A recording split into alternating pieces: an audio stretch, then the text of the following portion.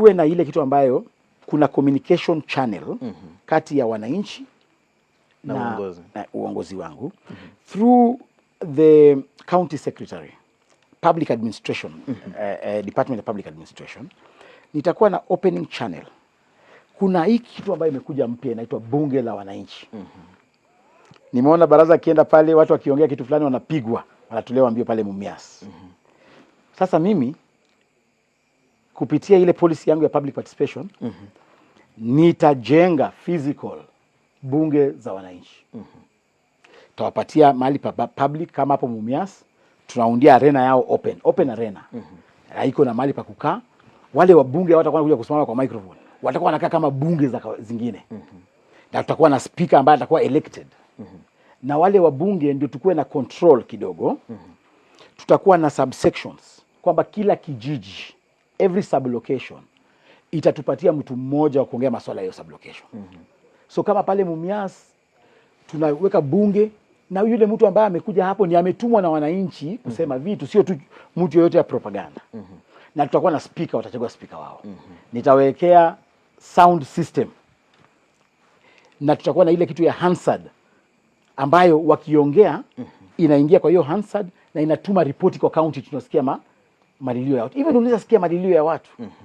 So mimi nitajenga hizo vitu Mumias, nijenge Kakamega, nijenge kila soko, nijenge bunge la wananchi.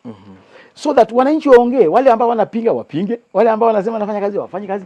Nitapata feedback. Nikipata feedback nitaona hapa Governor Cleo hapa hatufanyi vizuri. Naona watu wanalia, wanasema hii kazi mashinani haijapeanwa vizuri. Nakimbia haraka naita waziri wa kazi mashinani, naambia wewe hapo umefanya makosa, rekebisha. So hivyo nitapata feedback, positive feedback kutoka kwa criticism. Alright. So I am going to legislate. County government, county assembly ya Kakamega itaunda sheria ya kupea nguvu hizo bunge la wananchi so that ile maoni yao tuweze yapata bila kuwapiga. Na ukuwe ready kwa criticism. Tasikia maoni yao. Na hivyo ndio utapata kwamba wale representatives wa sublocations ambao watakuwa kwa hiyo bunge utapata wataperform vizuri, sababu hiyo bunge itakuwa na sheria yake ambayo county assembly ya Kakamega itakuwa imepitisha standing orders. Itakuwa na sheria yao ambayo watakuwa nafuata. Sio ile ati ni mheshimiwa kama utakuwa umecreate kitu yenye watu watafeel like wewe umewapea mazingira fiti yenye sasa itabidi wacheze wafunge mpira kwa goli yako. Ni sawa. Unajua mimi nakwambia kitu inaitwa unakumbuka kabla Gen Z 2024. Naam. Vile wale Gen Z vile waliingia kwenye parliament, kwenye bunge pale. Waliingia kwenye bunge kwa sababu